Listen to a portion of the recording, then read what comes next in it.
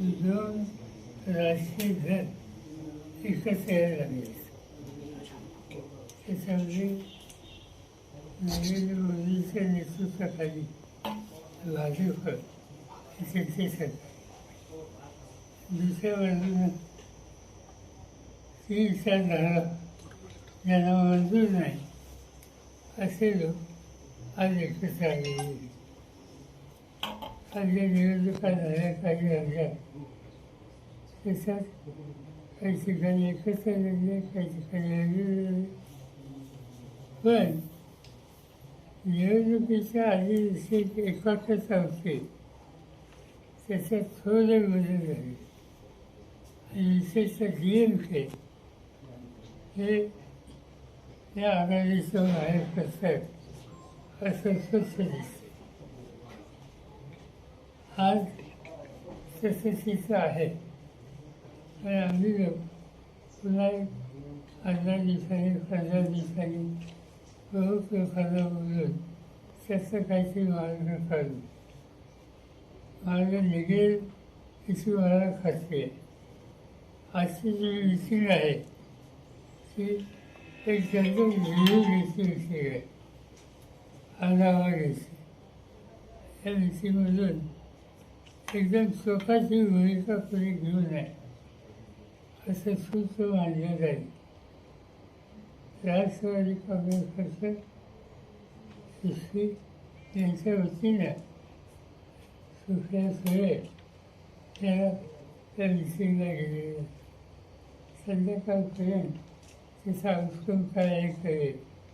त्याच्यानंतर आम्ही दिल्लीमध्ये बसून त्याचं मार्ग काढून हे काम पुढे घेऊ.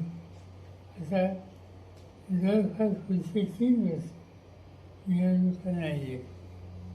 त्याला वेळ हातात आहे त्या सगळ्यांना एकत्र.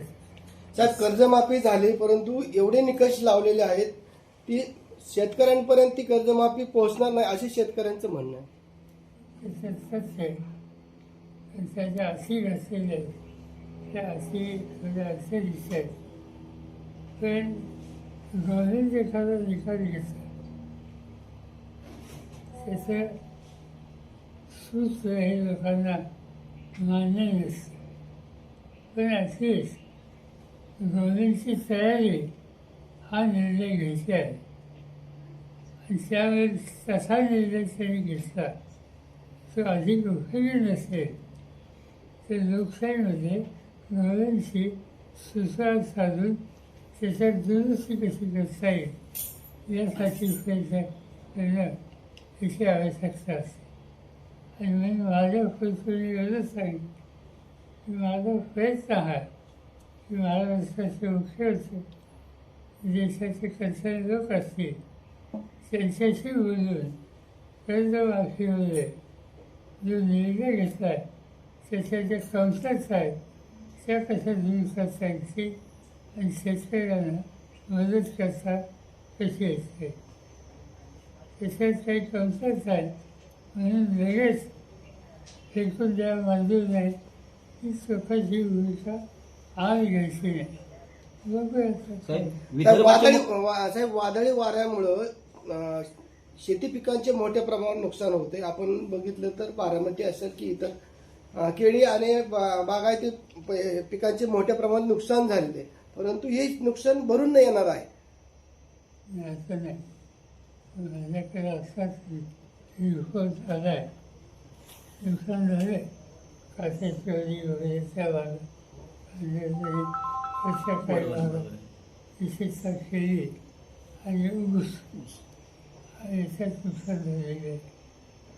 पण बघूया आता सगळ्यांची एक टीम आली तिथं फासोलीची वसंतदादा इन्स्टिट्यूटची त्याचा रिपोर्ट आला आहे ना. त्याचा रिपोर्ट आलेला आहे.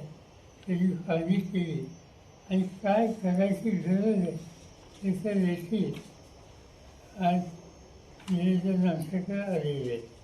आणि याच्यामध्ये 5 शास्त्रज्ञ त्यांचे येऊन गेलेले आहेत.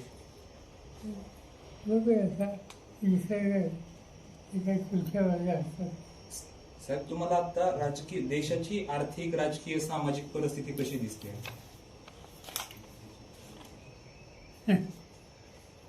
एकदम देशाच्या अशी सुखात जाऊ नका,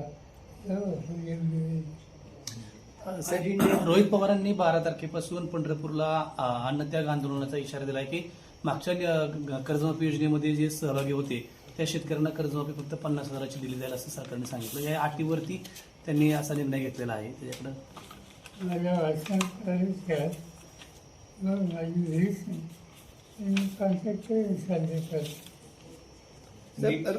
साहेब, राज्यसभेवर छगन भुजबळ यांना डावलण्यात आलेलं आहे, जैन यांना घेतले आहे, त्यामुळं पक्षामध्ये कुठंतरी समन्वय डावललं घेतले नाही मला माहिती. हा निर्णय काल तरी संध्याकाळी झाले. वीस आहे काल विसर करून दिलं आणि कोणाशी चर्चाही झाली एवढे गेलं पाहिजे. साहेब, विदर्भाचे मुख्यमंत्री असताना देखील 10 ते 15 आत्महत्या होतात असा आरोप बच्चू कडू करतायत. कसं पाहतो? त्याचे काही भागात आसपासचे असतात ही वस्तुस्थिती चालण्याचं असं नाही, विशेषतः यवतमाळ या ट्रॅकमध्ये. तर त्याच्यात आणखीन काही सुधारणा करायची असेल त्याचा आमचा अँगल 2 आहे. एक, सामंजस्याने कर्ज सोडवण्याचा प्रयत्न करण्यात आणि 2, ते होत नसेल तर लोकशाहीच्या चौकटीत बसून संघर्ष करणे असा त्याचा फायदा मागेल त्याच्यात माझं लक्ष. साहेब, एकीकडे पाऊस पडतोय, पाऊस कमी सांगितलाय, दुसरीकडे वादळी वारा येत आहेत. कशा पद्धतीने यातून मार्ग काढायला पाहिजे असं सरकारने तुम्हाला वाटतं? वादळी मला वाटते पाऊस त्याचा आपण काय मार्ग काढला हिंदी में सर हिंदी में इंडिया गठबंधन की आज एक सर एक असं निघालं.